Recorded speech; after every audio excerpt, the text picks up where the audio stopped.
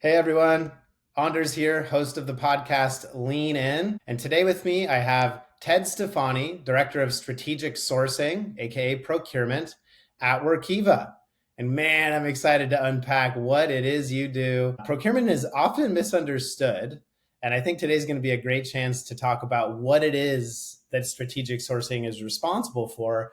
Often the audience tuning in here is people and talent leaders. And as they're looking to bring on new vendors, I think take some notes on how to work with your procurement partners today. So Ted, I want to say thanks for joining the show. It's been really fun learning from you, what it is that you do and how the procurement skill set and division has changed over time, especially since the Zerpa era. And then now where we are today with efficiency and AI, and we're going to unpack all of this and its impacts in procurement today. So, without further ado, why don't you tell us your journey into procurement? Was this your major in university? If only. Anders, thanks for having me. I'm really excited to be here. I've enjoyed our conversations and well, and absolutely misunderstood profession to be sure. I think if you look back when I was young, I loved strolling into Toys R Us, picking up the latest G.I. Joes or the recent release from the Nintendo. And I just knew at age 6 or 7 that I had to be in procurement. Absolutely not. I want to be a Absolutely. procurement leader. Absolutely not. That's not, I don't think anybody has ever decided that they want to go into procurement or sourcing, and certainly not me.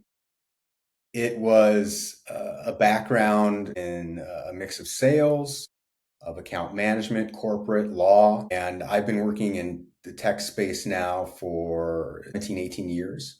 And I just ended up in sourcing by chance, honestly. But it's become a ideal fit because I get to use the skills and the experience, really the best parts of my previous careers, whether that's the knowledge of SaaS, whether that's contract review and redlining, whether Right. that's commercial negotiation. I use all of those things in my current. So I'm going to lead here with a joke slash question. So, those of us that maybe use a recruiting or sales tool that's campaigning and sending messages to prospects, right? You'll see, uh, you'll see this sometimes on a LinkedIn profile of someone who's in procurement or strategic sourcing. I'm not in recruiting. Don't message me for sourcing roles. And this is something funny. I often joke when I see that because I know they must be getting spammed by either an uninformed junior recruiter sourcer or maybe someone who was lazy in setting up a sequence. But I want to use that joke or funny circumstance to talk about what is strategic sourcing. Like let's define for the audience today, what is procurement and what it is that you're responsible for, those core functions. So then we can talk about how the function has evolved over time in your 17, 18 years and where it is today. That's a great question, and certainly receive my fair share of outreach and spam too. So, Director of Strategic Sourcing. Has strategic become a buzzword at this point? I don't know if it has or not, but Yeah. I'm almost embarrassed to have it in my title. But it's true. To me, it's aspirational. Maybe I'll come back to that. But at the end of the day, we support the businesses by effectively sourcing goods and services. Now, that could be from software to contract labor, it could be agencies and every indirect item in between. And my sourcing team could look a lot different from the sourcing team at Boeing, for example. Right. Parts and And plates and widgets. And exactly. those are And different. there's Yeah. a Yeah. big divide between what might be direct and indirect. But at the end of the day, for me, it's that effectively part that I try to strive for that makes it more strategic because it's more than just buying, which at the end of the day is probably the biggest misconception is we just spend our days buying. Yeah. And I need to ensure that it's the right goods and services at the right cost and the right quality. And is this a relationship with a supplier that we can sustain for the long haul? Is it someone that's interested in being with us more than just 6, 12 months? Sure, sure. So Can moving we beyond grow together? transactional to relationship between organizations. Exactly, exactly. And that's part of the role is doing the analysis on the supplier relationship, talking to the stakeholders about what they truly need. Now, in a sense, our day to day can be absolutely tactical. And I suspect, like many of you, from the moment I get out of bed and I check my Slack messages, I'm in reactive mode, which is why I say, Firefighting mode. Yeah, yeah, which is why I say it's aspirational to be strategic. I don't think you just wake up and are that all day, every day. sure. But it's what I strive to be, to collaborate, to plan with those key stakeholders, and ultimately create the supplier relationships that help get us to our goals. That's what strategic sourcing is to me. Yeah. Yeah, so I think it's important to unpack even further. Let's even narrow the conversation down towards given the nature of the Lean In podcast and the audience, tools that people and talent leaders might consume. Let's don't need to name drop, but we can talk about categories. Like an ATS or an EOR platform or something that I'm sure everyone tuning in today has investigated, researched, maybe done demos or an RFI, RFP, and ultimately arrived at, a rip and replace or an implementation of a new, if there wasn't an initial ATS or EOR provider or some other tool, or it could be a recruiting tool or anything. How is it that you, a procurement team, source new tools? Is there a proactive approach as like the landscape is changing? Or is there more an ongoing investigation to like new features or cost savings or even more market fluctuations where now's a good time to consider cost saving switches? Like, how does that strategy play into, and again, a landscape like TA where things are changing really quickly in a market, macroeconomically, but then also with new technology? Yeah, great question. For better, for worse, too often it's a knee jerk reaction. I'll see a billboard or a commercial for the latest Pizza Hut pizza and There think, you go. hot damn, I need that in my belly now. Yeah. I was not hungry. I did not have that gap in my life that I Large needed to have. pepperoni, please. Right. But there I am calling Pizza Hut to deliver, Yeah. which is far inferior to Lou Malnati's, but that's a conversation for another day. I see that the same way with my stakeholders when they see a shiny tool and it's like, I got to have that. Got it. And then that leads to the conversation of, okay, well, what are the requirements or what are the challenges or the gaps in your day to day? What's going to break if you don't get this tool in your life? Mm-hmm. And those are sometimes some tough conversations because we just want that shiny new thing, or it's just not a high priority.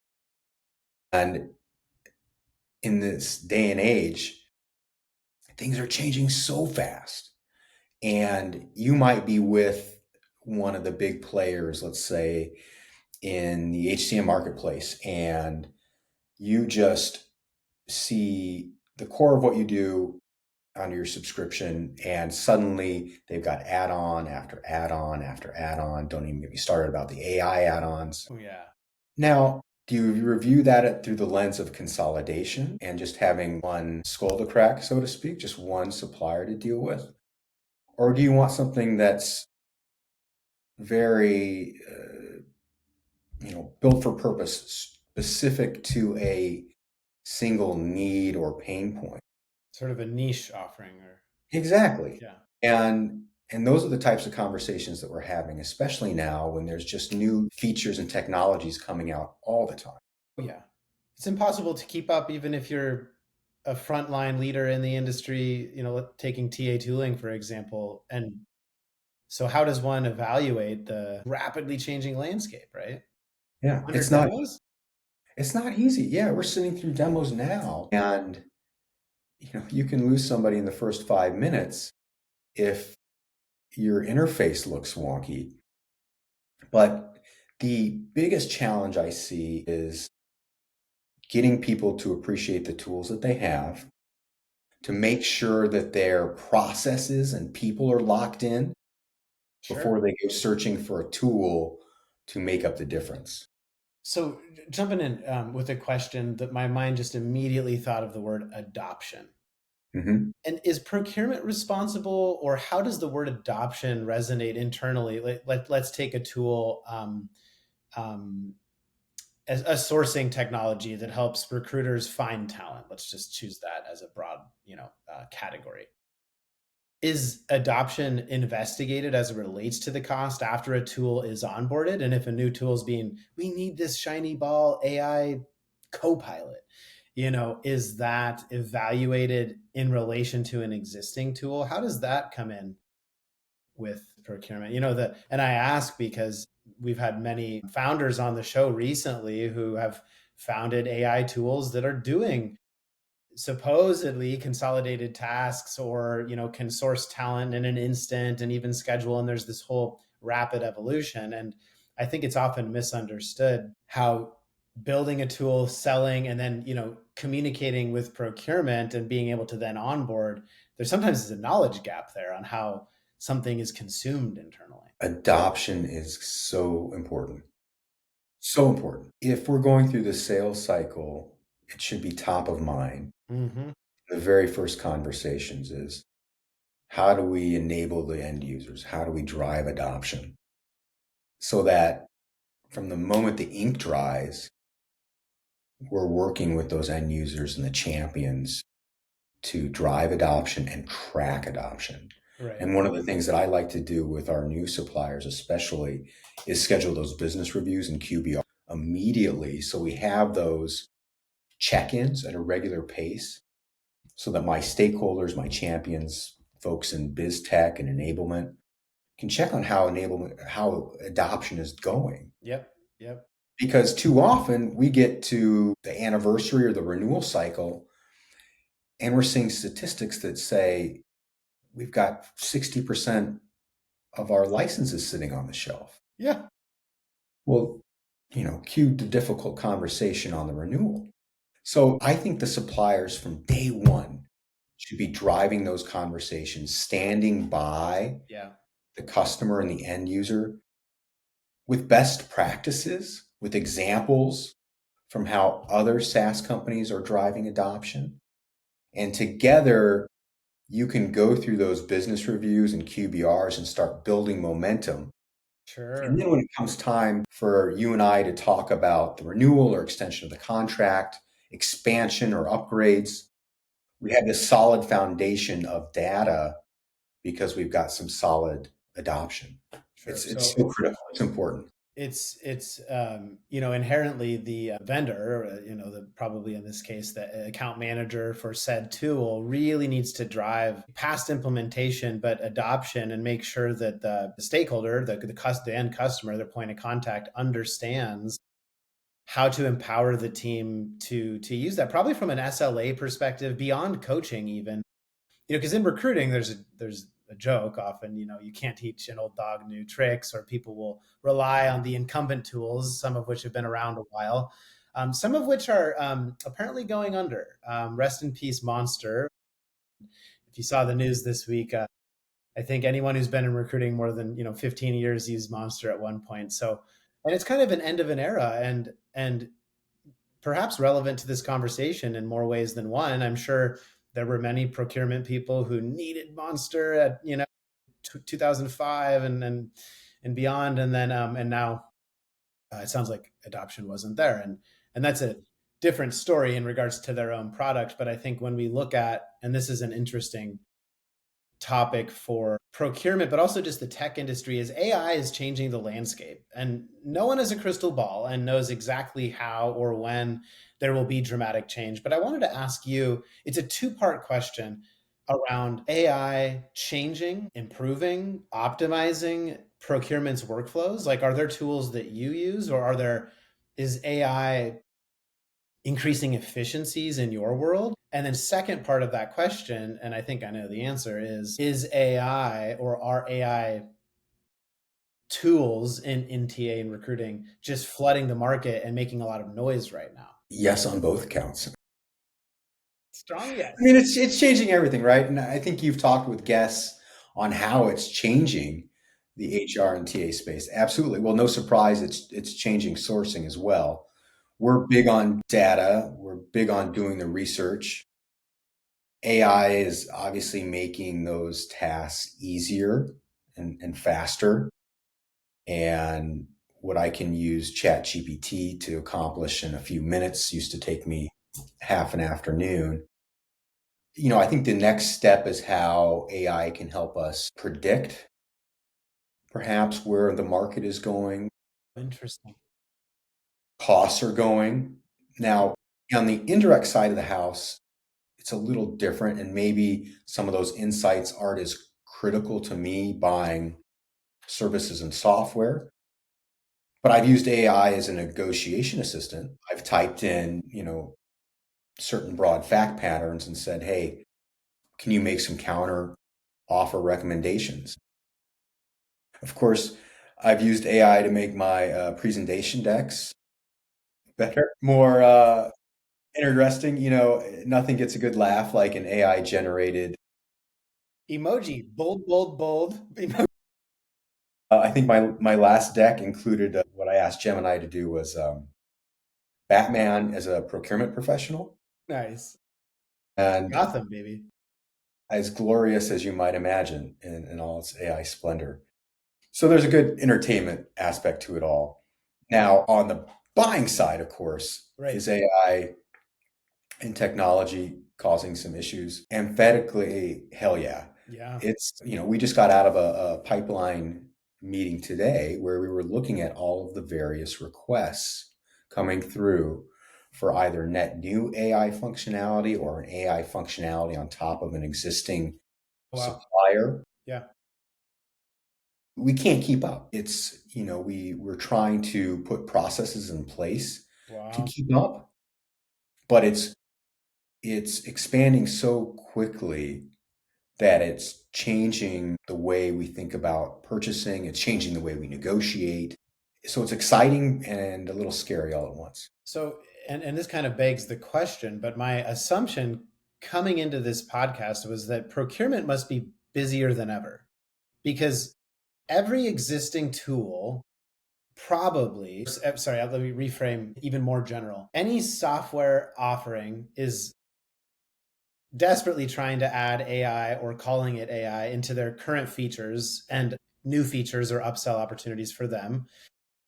And then of course there's a clear increase in volume of new vendors, of new tools, of new softwares, especially as it relates to the people and TA functions. And so, my thought was, how do you keep up? And then this kind of foreshadows a more broad question of the often misunderstood, often uh, perhaps there's some disdain or frustration around the RF blank, RFI, RFP, RFQ, RF, insert here. And I think it would be fun, and maybe that's not the right word, but our chats are fun for me. But it would be interesting for you to explain to the audience today, maybe as it relates to AI tooling, but how do you use RF blanks to gather intel from the market and then evaluate in an equitable, way? I've seen 1,001 RF blanks, and they're often very messy. There's different strategies and Google Sheets that are shared or downloaded, and there's confusion, and there's timelines, and there's pitches, and then sometimes the end result seems like maybe it was fixed all along from a friend with the C-suite, and or maybe it wasn't. But tell us more about how you use a process like that to drive some efficient outcome. That would be let's start there. Yeah. I'll use the word RFX to just capture the whole family of those things, which I appreciate fully. In most of the world, RFP is a four-letter word. It's a 4-letter word with 3 letters. Yeah. Yes. And it's incredibly valuable when done correctly. Right. I do not like throwing out RFX just for the sake of doing it. There's a time and a place to do it. Now, whether that's after a certain number of years that you've been with a supplier and you just need to truly test the market, see how things have changed, whether that's because you are unhappy with the incumbent supplier, Mm-hmm. enough that you have to change, or just enough that you want to keep them on their toes and say, look, this relationship, while good, isn't guaranteed. Yep. So I want you to know that I'm keeping my eyes and ears on the market, knowing that we do have options. Or maybe it's a completely net new something where there truly is a gap or a challenge that you need to fill, and you need to go out and find a new supplier to do that. I do not like just sending them out for the sake of doing it because they're a lot of work. They're a lot of work for me. And I think the reason why they get a bad name is they're just too many damn bad RFX. We don't think strategically about them. Our stakeholders have to be bought into the process. If I have to drag my stakeholders kicking and screaming into an RFX, it's going to be bad for everybody. Lose, lose. Because I want to know exactly the gaps. I want to know exactly their must-haves, the requirements. And those have to, they don't come from me. They're going to come from the stakeholders and what they need to see. So without that, it's going to be a half-assed RFX. Mhm. I'm going to really upset the suppliers. They're going to have a bad taste in their mouth and say, Ted, yuck, he's terrible to work with. He didn't respond to my emails. I Right. don't know what's going on with this. And even the best RFX are going to have hiccups, and they're not just going to be a walk in the park, but they can be done correctly to help give us the right information on the marketplace to either, again, help us source an entirely net new product or service, help us benchmark against an existing supplier, or just because we need to know that we're getting into something that will be with us for a long time and not just a flash in the pan.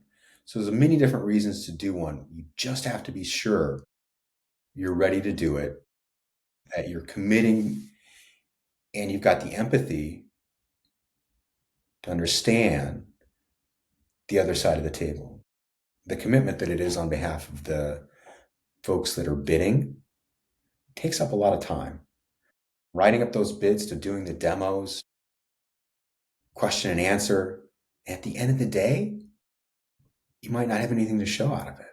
Yeah. Yeah. So And it's there's got to be interesting. an empathy play there as well. If we take the net new example and say Mhm. you're, a VPTA, and, and pick the example, one of the earlier examples, whether it's, a sourcing talent tool or an EOR Mhm. platform or whatever it might be. And you don't have one currently in the organization. So this is for the people tuning in and who want to run one. You have someone in procurement who's about to give you an answer. And the question is, how do you initiate that with your procurement partner? Mhm. Hey, knock, knock, really want a new tool. We don't have this. Run an RFX. Mhm. And who then finds the short list of vendors? Is the VP talent, hey, I heard this tool's good, that tool's good. I saw them at Transform, and or is it sit strictly on strategic sourcing, or is it a blend of both? How does that RFX initiate, and then how does the vendor shortlist accumulate? Short answer, it's a blend of both. But in terms of bringing us in, if you're a sales professional, bring me in early. If you're a stakeholder, bring me in early. Yeah. I want to see that you get what you need, contrary to popular opinion. If Right. there's a gap, there's a challenge. Let's fix it. Let's Yeah. collaborate. Yeah. To collaborate, we can never ask too many questions. I need to understand your why, Yeah. your drivers, of course, your budget. Hopefully, there is one. That's when I'm at my best, when we're a team and I understand what you're looking at. Have you been doing online research and you found some interesting suppliers you want to include? I'm also going to do my research. Now, whether that's a outfit like Gartner, or I'm surfing G2 or the internet or our friends in AI, Yeah. I'll do some research as well. We did a EOR RFP in 2024, and that was a combination of who we knew in the industry, maybe an executive has a relationship with someone at another SaaS company, and they say, hey, you ought to take a look at this group. We really like using them. Okay, great.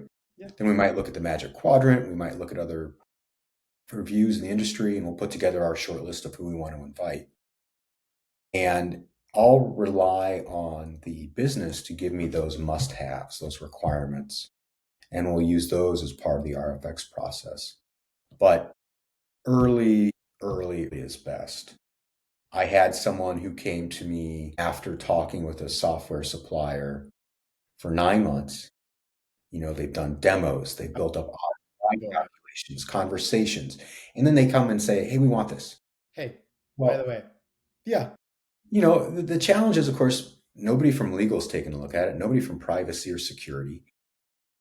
We actually have a purchasing committee that needs to review all of these purchases at a certain spend threshold. Oh, yeah. It's made up of our CFO, our CIO, and others who need to be aware. Well, 3.5 months later, we're actually able to sign on the dotted line because we had to backtrack and do all of these processes and procedures, recreate a mini RFP. Wow. It didn't have to be that way. It didn't have to be that way. And I'm so glad that the way we did the EOR RFP turned out the way it did because we had a meeting of the minds early on in Sure. terms of needs and strategy. And I think that ends up being a better experience for Yeah. the suppliers as well. Yeah, communicate early. So there's a theme on the show, which is communicate with stakeholders and cross-functional leaders early and communicate clearly. Waiting, it's not a win for anyone, whether you're looking for a new tool or new hire or looking at planning and forecasting budgets, whatever it is, early and often. And I actually want to kind of take the topic, you touched on this, but it sounds like there was an RFX and there's kind of an example you just used, EOR platform. And I'm sure that process had a different lens, I'm sure Workiva and most every company in the tech landscape now has changed what they're optimizing for. We'll look at the procurement lens specifically, but let's look at just two time periods. Let's go 2019, free money, Zerpa era, growth at all costs. And then let's look at, 2024 today, which, efficiency is the mantra and AI and, reductions are the theme. How has what you're optimizing for changed? And, what can people and talent leaders and their direct reports understand from that, from a business perspective? Actually, what I'm seeing today reminds me a lot of what we saw. I'm going to go back even further, if you don't mind, to the late 80s and 90s in terms of I was a law toddler. It's perfect. and legal, right? And I'm buying GI Joes and Yeah, there you Nintendo. go. Well, if you look at the heyday of personal injury claims, plaintiffs' lawyers, and I can say this because I spent some time as one, Okay. could file a sprain and strain claim as a result of an auto crash. And there were some nice awards Hmm. for both the plaintiff and the attorney. And I'm not making light of these injuries, of course, in any way. What we saw, though, was the insurance companies were asking themselves, why are we doing this? Why are we not putting these claims through more scrutiny? And why are we so quick to settle these claims? And things started to shift. And over time, the insurance companies had more leverage Mm-hmm. and the plaintiffs had less.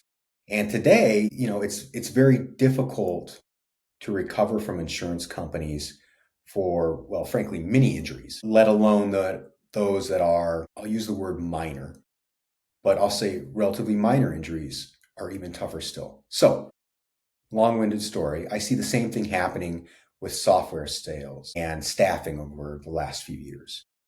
And I'll even set COVID aside, Sure. but companies are investing in purchasing departments to provide more diligence in their spend. Mm-hmm. And they're investing in those teams. Those teams are investing in leveling up their skills to help level the playing field. I think you'll see 3 or 4 studies even in the last 10 or 15 years that show the power shift to the buying side of the equation. So sales cycles slowing down a little bit. Yep. Now, maybe that's a good thing. If you're in my shoes, maybe that's a good thing that we're making more thoughtful decisions. Maybe there's a balance to be found in the pace of the cycle, depending upon the industry in. But, in terms of staffing, it's not FTEs that are filling roles. EORs, Oh, yeah. contract contingent labor, Upwork. Oh, yeah. There's a lot of turnover now in the contingent labor contracts. Yep. 1099 and temp to full time, and every very Yeah, and yeah, nearshore and offshore variations as well. absolutely. Yeah. There's such a downward pressure on compensation, Yeah. Oh yeah. so how do we change that balance? But those are the big changes that I see.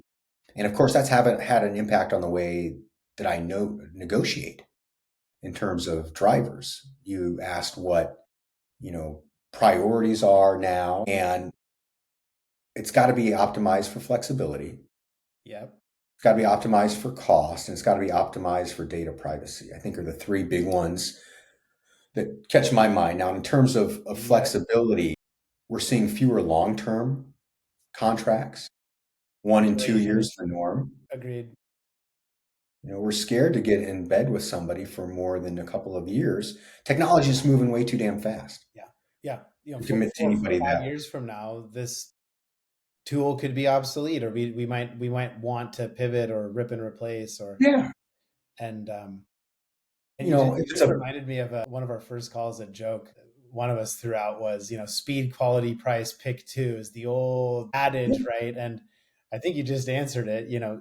Speed is less important until it is. But I think, and I can confirm, when I'm talking to other stakeholders, price and quote quality, and I would put security, governance, et cetera, under that category, are more analyzed than before.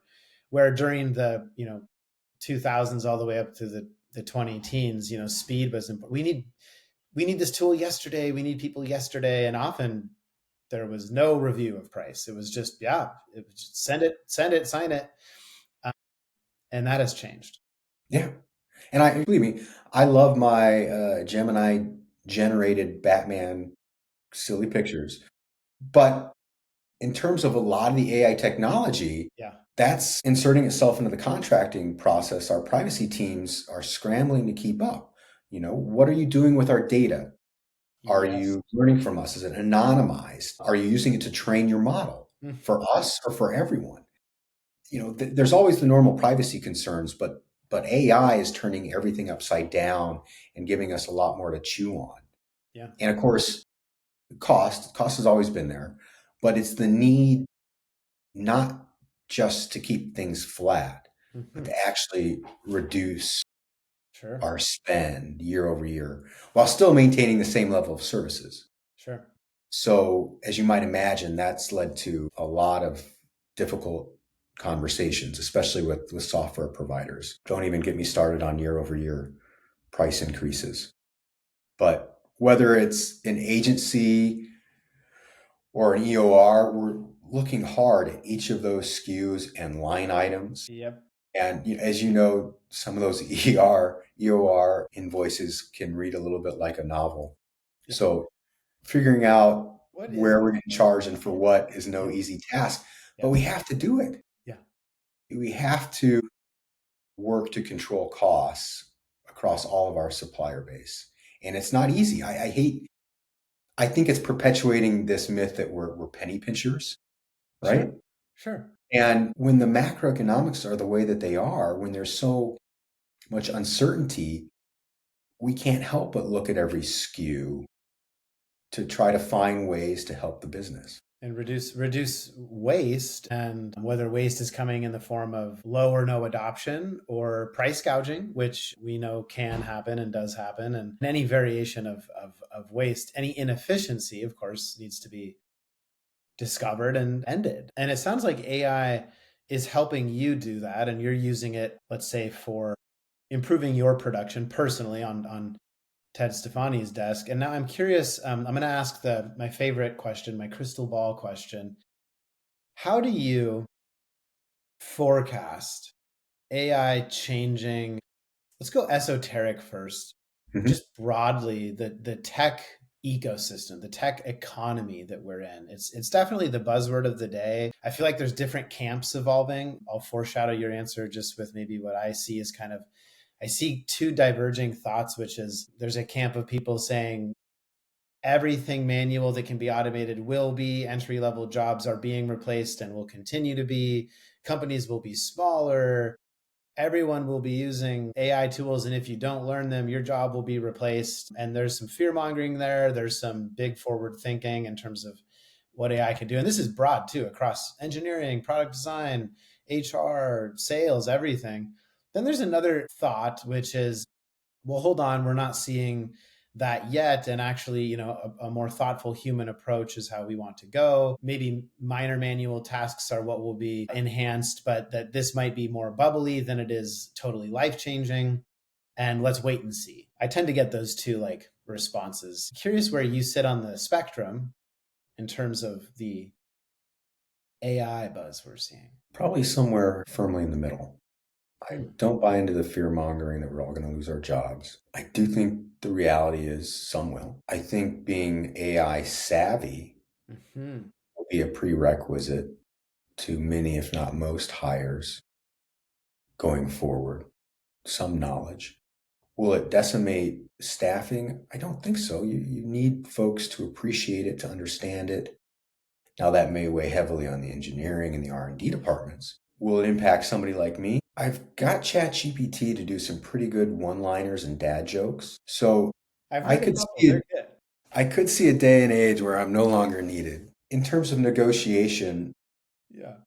I'm probably not alone in feeling that it's a very personal Yeah. and human skill. And while it can assist in many ways, especially in the contracting, if you and I need to get a deal done, Yes. I don't see us both firing up our AI bots to do that conversation. So I'm cautiously optimistic about the impact AI will have. I agree. I sit in the middle and I kind of foreshadowed my answer, but I think both are true in some ways. Like you said, some jobs will be lost or replaced or look different. Mhm. But the more as time goes on, I think it's kind of funny. It's almost like a full circle realization. I did an internship in high school. I did a shadowing of someone really successful in their career. They were in sales. They sold fruit at scale and did very well, just very well. And they said the most important part of their skill set was relationships. Mhm. It was relationships, and that really stuck with me. That resonated, and that's something that I've used in my career to just have good, authentic relationships, and it's proven successful for me too, both with candidates and clients and stakeholders, and whether I'm negotiating with a tool like you said. I've been on both sides of the procurement fence many times, and AI can't replace that, Yeah.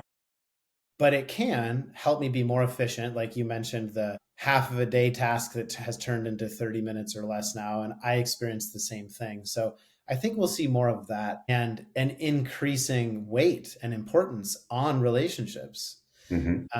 especially at the senior level. So, True story. Funny you mentioned buying produce. A quick plug for my friends at the negotiation club. We practice yes, this yes, stuff. I'm here for it. We practice this stuff. Yeah, And these are just mock decks where we negotiate yeah, a bushel of apples and the yeah, price of apples. It's all it is.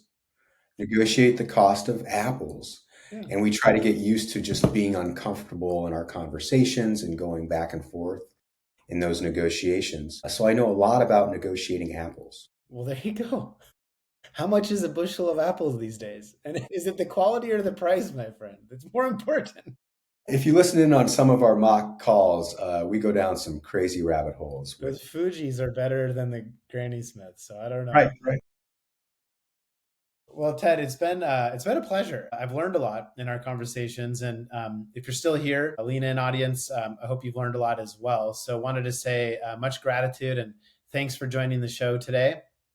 It's been fun learning about procurement, and that word's not often used in the same sentence as strategic sourcing. It is not. Usually it finds itself in, again, close to a four-letter word. Thanks again for joining us. Take care. Bye, everyone. Thanks, Anders.